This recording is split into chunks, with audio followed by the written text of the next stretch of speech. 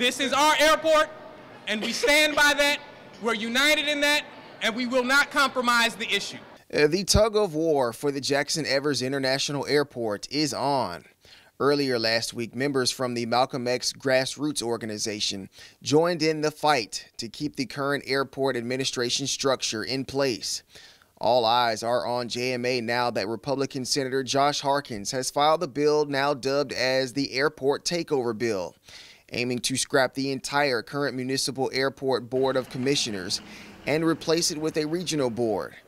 In a rare sit-down interview, JAN CEO Carl Newman talks with me about the inner workings of his administration. Well, the board is in essence a policy group. So they look at what it is that we want to do and they establish policy for the airport system.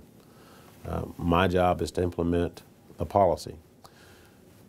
What basically happens is that anything that is major consequence, or we're going to be expending dollars, above a certain amount, those issues are all brought before the board for them to weigh in and vote and approve the organization moving forward.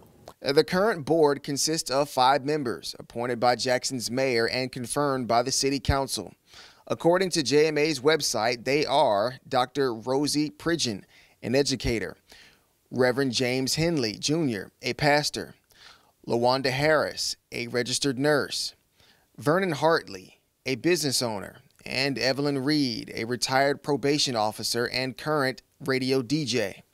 If the takeover bill passes, possible board members would have to measure up to a detailed list of qualifications to even be considered.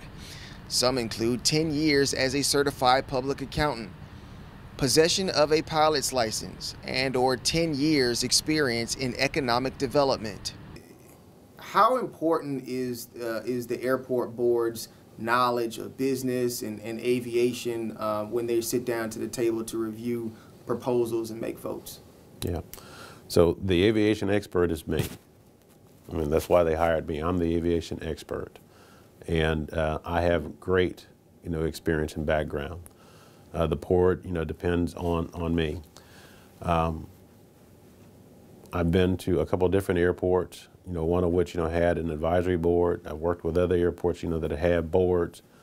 And in those cases, the majority of people that were on those boards did not have aviation as a background.